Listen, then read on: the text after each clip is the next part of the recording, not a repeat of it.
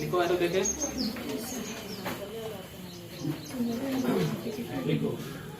किसी विद्युत परिपथ में जोड़े गए, किसी विद्युत परिपथ में श्रेणी क्रम में जोड़े गए, किसी विद्युत परिपथ में श्रेणी क्रम में जोड़े गए, परिपथ में श्रेणी क्रम में जोड़े गए, श्रेणी क्रम में जोड़े गए, श्रेणी क्रम में जोड़े गए प्रतिरोधकों में, प्रतिरोधकों में, प्रतिरोधकों में, प्रतिरोधकों में विद्युत धारा समान तथा विभवांतर अलग अलग होते हैं।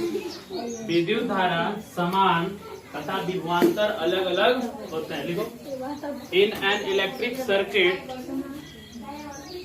In an electric circuit, in an electric circuit the resistors connected in series, the resistors connected in series having हो गया same electric current but same electric current but different potential differences, but different potential differences, but different potential differences. ये statement हो गया। चलिए देखिए, तो यहाँ हमने क्या देखा कि दिए हुए प्रतिरोध में विद्युत परिपथ में, विद्युत परिपथ में R1 और R2 दो प्रतिरोध हैं जो किस क्रम में है, श्रेणी क्रम में, है ना। और जब ऐसा कनेक्शन होता है तो इन प्रतिरोधकों में विद्युत धारा यानी इलेक्ट्रिक करंट समान होगी, बट इसमें विभवांतर क्या होगा, अलग अलग। विभवांतर क्या होगा, अलग अलग होगा। आया समझ में। चलिए यहाँ जरा देखिए, इसलिए यहाँ पर हम जो पोटेंशियल डिफरेंस होगा V, वो V1 प्लस V2 के क्या होगा, बराबर होगा। इक्वेशन नंबर 1 है समझ में, इक्वेशन नंबर 1। अब ओम के नियम से, किसके नियम से, ओम के नियम से, ओम के नियम से, according to Ohm's law, according to Ohm's law, Ohm's law, Ohm's law के अनुसार यदि हम चले, है ना, तो जरा ध्यान दीजिएगा। यहाँ ध्यान दीजिए कि V1 जो विभवांतर है, पोटेंशियल डिफरेंस है, वो किस प्रतिरोध के लिए है, R1 के लिए, और V2 किसके लिए है, R2 के लिए। तो ओम के नियम से यदि हम चलिए यहाँ तक तो बात क्लियर हो गया ना। ओम के नियम से V1 बराबर IR1 और V2 बराबर IR2। अब जो है समीकरण 1 से चलेंगे, ठीक है। तो समीकरण 1 से चले तो V बराबर क्या बना, V1 प्लस V2, और इसको लिख सकते हैं IR इक्विवेलेंट, और ये हो जाएगा IR1 प्लस IR2। है समझ में। जहाँ RQ क्या है, REQ क्या है, बोलो, समतुल्य प्रतिरोध। कौन सा प्रतिरोध है, समतुल्य प्रतिरोध। ठीक है, यहाँ तक कोई दिक्कत। अब देखो दोनों तरफ I कैंसिल कर लो, कैंसिल हो जाएगा क्या, यहाँ से कॉमन कर लो तो ये क्या बनेगा, R1 प्लस R2। तो I और I दोनों कैंसिल हो गया, तो R इक्विवेलेंट कितने के बराबर होगा, R1 प्लस R2। तो पिछले टाइम में जो मैंने हिंट दिया था आपको कि जब सीरीज में जोड़ा जाएगा तो सारे प्रतिरोधकों को ऐड कर देंगे, तो इससे हमको जो है इक्विवेलेंट हमको मिल जाएगा, यानी समतुल्य प्रतिरोध मिल जाएगा। ये बात समझ में आया।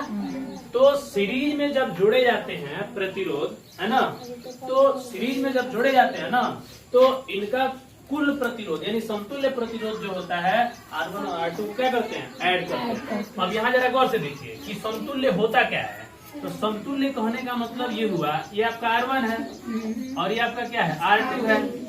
समझ में, R1 और R2 है। तो जब इन दोनों को ऐड कर दीजिएगा ना, तो एक प्रतिरोध काउंट होगा जिसका नाम होगा R इक्विवेलेंट। तो पहले सर्किट आपका ऐसा था, अब ये आपका सर्किट जो है ऐसे बन जाएगा, क्योंकि दोनों को मिला दिया ना, यहाँ पे दोनों को मिला दिए, तो अब आपका सर्किट ऐसे बन जाएगा।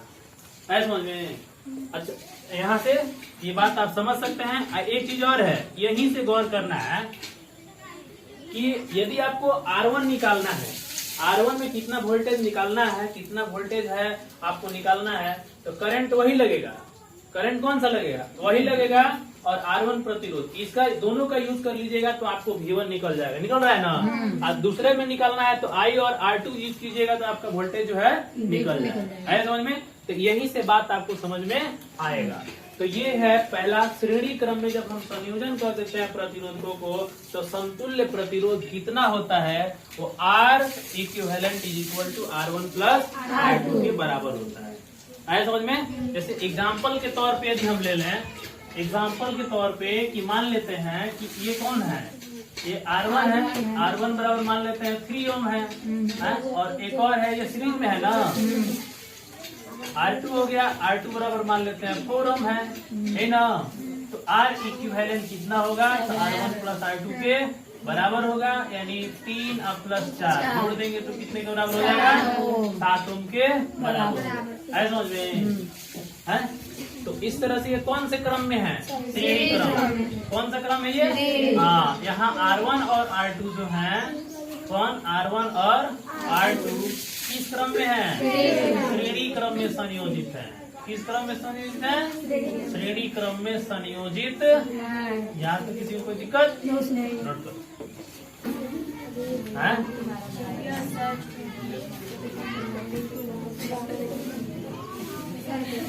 देखिए दूसरा पॉइंट, दूसरा है जिसका नाम है ना समांतर क्रम। इसके लिए समांतर क्रम यानी पैरेलल कॉम्बिनेशन। चलिए ध्यान दीजिए, पैरेलल कॉम्बिनेशन, ठीक है। तो यहाँ हम लेट करते हैं क्या, R1 and R2, R1 and R2 are the two resistors, are the two resistors, are the resistance of the two resistors. Resistance of the two resistors. Two resistors connected in parallel. CUNNECT connected in CRALL connected in parallel. है समझ में? यानी माना, क्या माना, R1 और R2 दो प्रतिरोधक, जो दो प्रतिरोधक R1 और R2, दो R1 और R2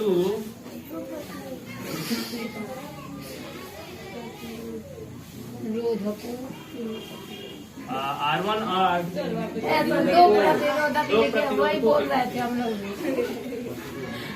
दो प्रतिरोधकों के प्रतिरोध हैं जो समांतर क्रम में जुड़े हैं। हाँ, समांतर क्रम में जुड़े हैं। किस क्रम में, समांतर क्रम में जुड़े हैं, है ना। है तो समांतर क्रम, तो दो प्रतिरोध कौन कौन है, समांतर क्रम में जुड़े हैं। किस क्रम में, तो समांतर क्रम में ना होता है जी।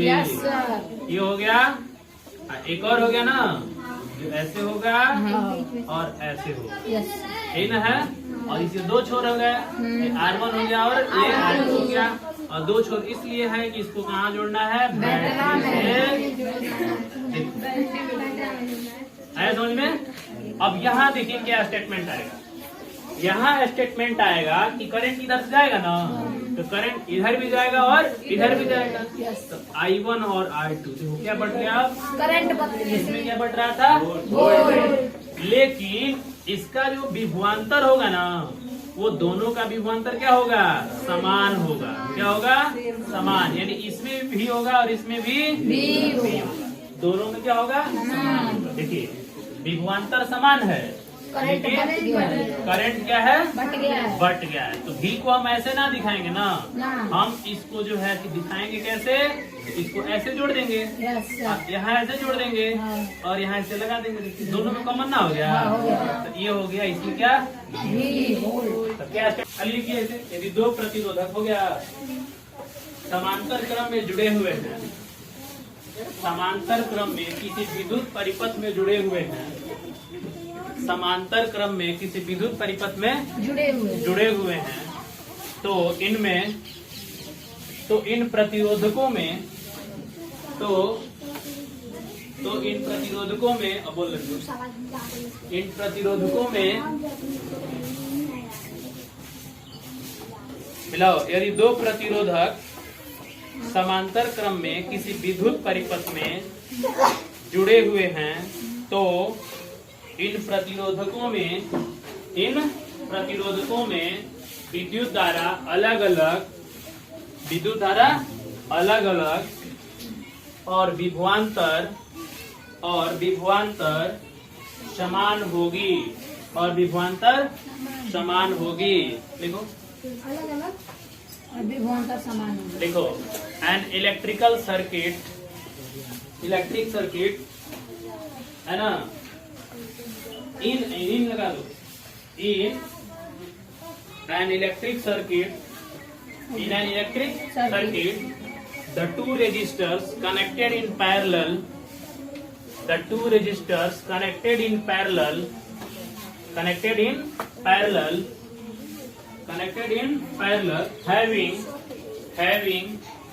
having same potential difference but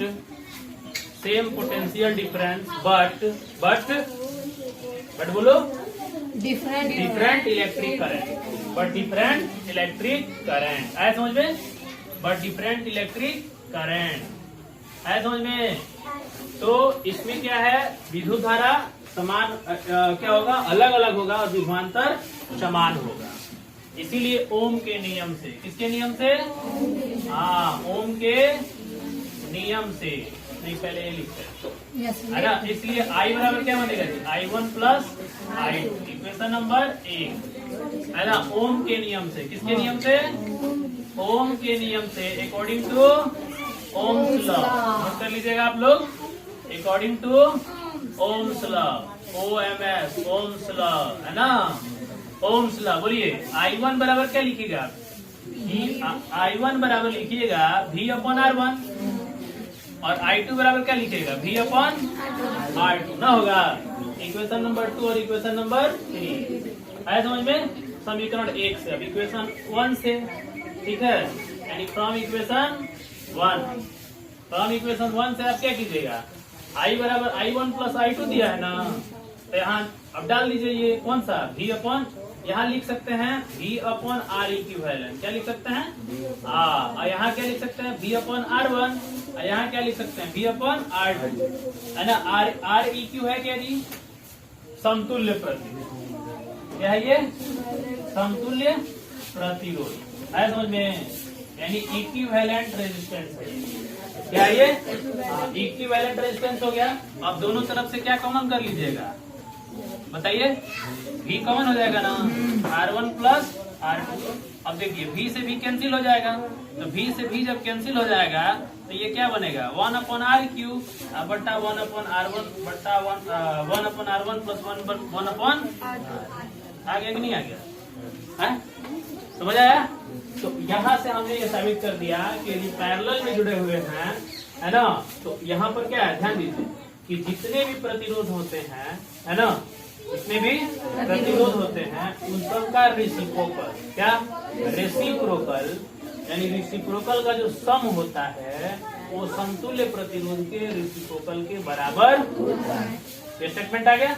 यहाँ पे क्या होता है, सम ऑफ इंडिविजुअल रेजिस्टेंस, जितने होते हैं सबको क्या कर दो, सम कर दो। इसमें क्या है कि सबको सम करो, लेकिन रेसिप्रोकल करके सम करोगे तो इक्विवेलेंट के रेसिप्रोकल के क्या होगा, बराबर।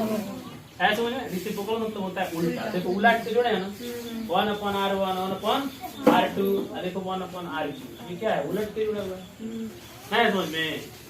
नोट कीजिए, पहले एग्जांपल समझ लीजिए, फिर नोट कीजिए।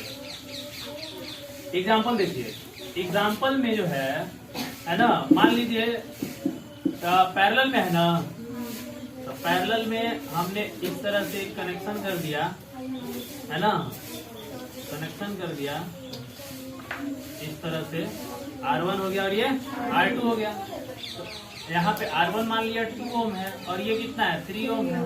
अब यहाँ पे R इक्विवेलेंट हमको क्या करना है, निकालना है। तो सबसे पहला देखेंगे ना कि R1 और R2 किस क्रम में है जी, बोलो, हाँ बोलो, समांतर क्रम में। तो जब समांतर क्रम में है, समांतर क्रम में है तब क्या होना चाहिए, इसलिए 1/r इक्विवेलेंट बराबर 1/r1 प्लस 1/r2 के बराबर होना चाहिए। तो 1/r इक्विवेलेंट बराबर 1/2 प्लस 1/3 होगा। इसको एलसीएम लेके जोड़ दीजिएगा, ये 3 हो जाएगा और ये 2 हो जाएगा। 5/, कितना आएगा 6। लेकिन ये आंसर नहीं हुआ, आर इक्विवेलेंट निकालना है ना। तो आर इक्विवेलेंट यानी इतना आपके पास मिला है ना। और इसको जब उलटिएगा ना तब आएगा 6/5 यानी लगभग 1 पॉइंट जो है 2 ओम। कितना जी? 1.2 ओम के क्या होगा? बराबर होगा। ये देखिए, यहाँ पे ध्यान से देखिए, 1.2 ओम। है समझ में कि कौन सा ओम हो गया? 1.2 ओम। बात समझ में आ रहा है? 1.2 ओम आ गया, नहीं आ गया? ठीक है। अब यहाँ से ये चीज हम देख सकते हैं। एक और चीज, इस फार्मूला को ऐसे एग्जाम में पूछ देता है कि यही फार्मूला 2 ही रेजिस्टेंस दिया हो ना, एग्जाम में पूछ देगा आर इक्विवेलेंट कितने के बराबर है। तो आर इक्विवेलेंट कितने के बराबर, इसको जोड़िएगा ना तो R1 R2 ऊपर चल जाएगा मल्टीप्लाई में, नीचे कितना हो जाएगा R1 प्लस R2। इसलिए इसका मतलब ये बिल, ये सिर्फ टू रेजिस्टर्स के लिए है। 3 होगा तो फिर वही नहीं करेंगे, ये 2 के लिए स्पेशल के लिए।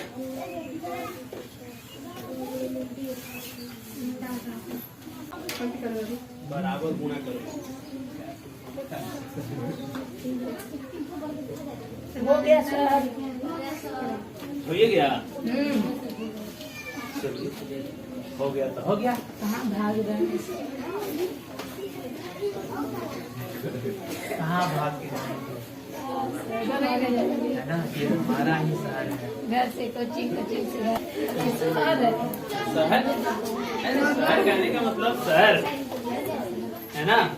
अरे शहर नहीं बना है पर है ना, ये बसेरा रूपी गांव मेरा शहर ही है। चलिए देखिए इधर, हाँ यहाँ पर आप जरा गौर से देखें, बात नहीं करो, देखिए ध्यान से।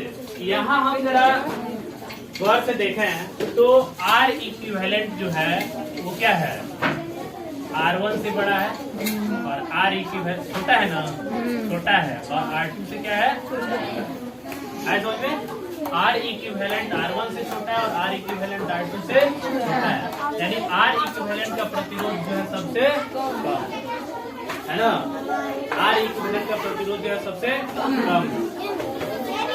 तो ये क्वेश्चन उठता है कि घर के अंदर जो कनेक्शन होता है वो जितने भी अप्लायंसेस कनेक्शन किए जाते हैं सबको समानांतर क्रम में क्यों करते हैं? क्योंकि समानांतर क्रम में प्रतिरोधकों का संयोजन करने से प्रतिरोध घट जाता है, प्रतिरोध घट जाता है। समांतर क्रम में प्रतिरोधकों का संयोजन करने से प्रतिरोध घट जाता है, और यही कारण है कि घर में जितने भी अप्लायंसेस होते हैं, जो उपकरण होते हैं, सबको समानांतर क्रम में जोड़ते हैं। ऐसा समझ में।